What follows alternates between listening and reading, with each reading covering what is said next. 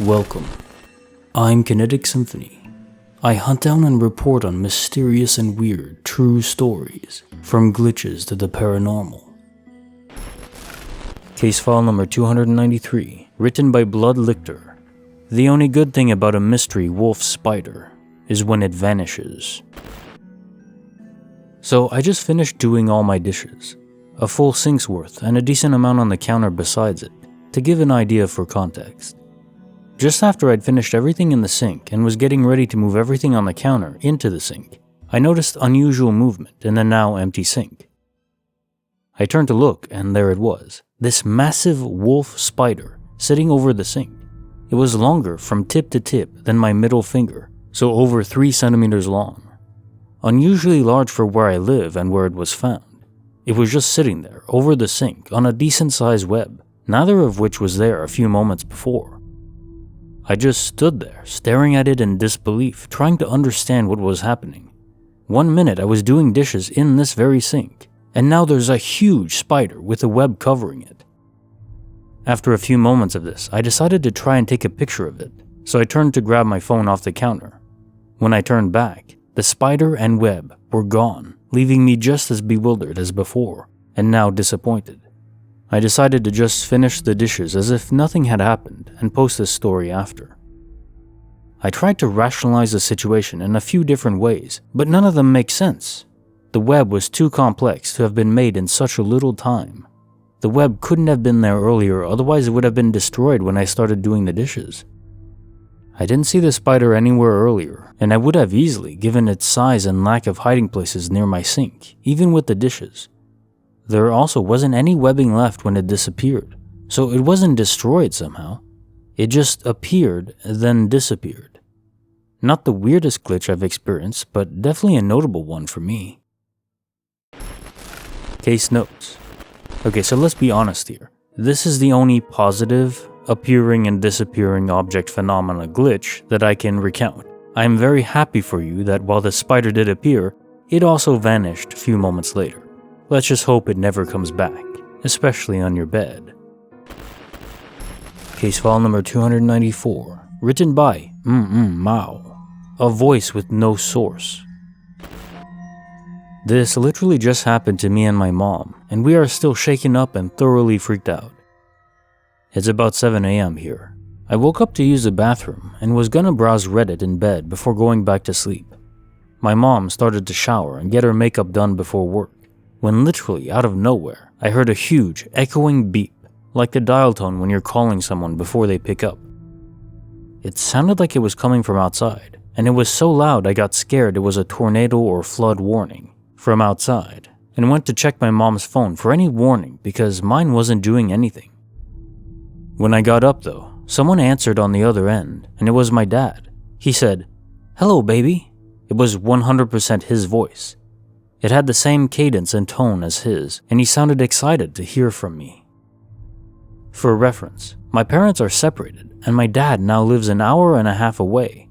I don't get to see him a lot, especially with my chronic health problems, and so it sounded exactly like a phone call I would make to him to catch up.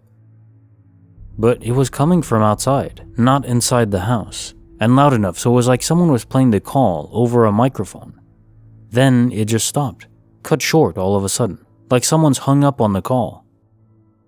I was thoroughly startled and went to ask my mom if she'd heard it too, and she had. She was in the bathroom getting ready, just down the hall from my room, so she thought that I had just been calling him for some reason, but was wondering why it was so loud. I checked mine and her phone calls history just to make sure, but neither of us called him. I called him just now to ask if he had somehow called one of us, but he had been asleep and I had woken him up. This is the weirdest, most glitchy thing I've ever experienced. I would assume it was straight up hallucination if my mom had not heard it too. Heard him say, "Hello, baby," and recognized his voice. The weirdest thing for me is that this was just it. It abruptly stopped and then nothing else. At least I'm lucky I didn't hear my voice. I'm going to try to go back to sleep. I honestly don't think I could mentally handle that weirdness if I heard myself talking to him. If you're enjoying this video, consider giving it a like. Now on to the next story. Case file number 295, written by OK Penalty 3654, a big something on his bed, but nothing was there. One day I was playing Warzone, 6 months ago. I was on a losing streak, so I decided to stop playing and go to sleep, since it was already pretty late. Before I continue the story, I would like to mention that my room was clean and my bed was made. I crawled under my sheets, laying on my stomach, and began to stretch my legs out towards the edge of my bed. However, something big and heavy prevented my feet from stretching out fully. It was probably beach ball sized and incredibly heavy. This was judging by the way it felt against my feet. When I realized that there should be nothing at the foot of my bed, I heard a loud thud that shook the apartment and rattled the glass window next to me. The thud was the equivalent to a huge TV or piano being dropped. I immediately got up and looked around to see if something fell. There was literally nothing there. I looked around for 10 to 15 minutes, then went to sleep. I also checked in the morning and there was also nothing that seemed out of the ordinary. I literally have no idea what it could have been. I was not asleep or dreaming, by the way, because I was in the process of getting in bed. Bonus file. Written by dyldems. Spirits pranking, or do they just want conversation? Hi guys, I thought it was time to share my story. I would love any thoughts on what it could be. It all began when I was about 7 years old. When I was a young girl, I was playing with my friend in my house one afternoon. We were downstairs when I heard my sister calling my name from the upstairs bathroom. This struck me as strange as I didn't think she was home. My friend also heard it, so we made our way upstairs. The voice continued to call us until we were at the top of the stairs, which is when I realized the bathroom light was off and there was clearly no one in there. We were confused and looked around, convinced she was hiding. My sister came home hours later as she had been out with her friend that day. I couldn't understand what had happened, and neither could my friend. We still talk about it to this day. Nearly 20 years later, with nothing happening until 2015. In 2015, my partner and I moved into a new house to rent. It was an older house, but was decently priced and had great potential. As we couldn't afford the rent on our own, we had to advertise for a few flatmates, and before we knew it, we had filled the house with a decent group of people. My partner and I shared the ensuite bedroom, which was located on the top floor of the house. One day, I was in the bathroom doing my makeup.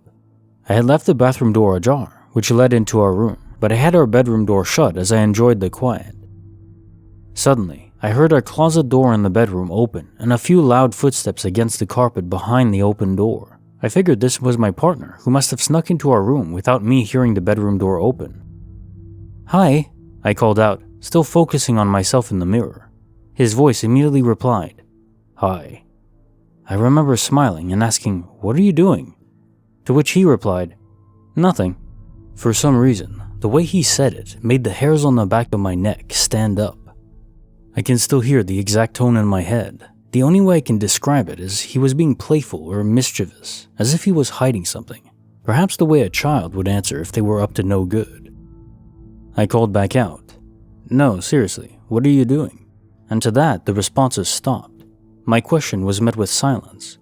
When I turned around and opened the bathroom door, I realized no one had been in the room.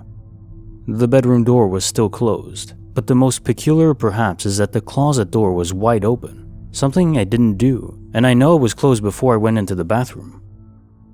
This startled me to my core, and I remember feeling almost sick as I spook easily.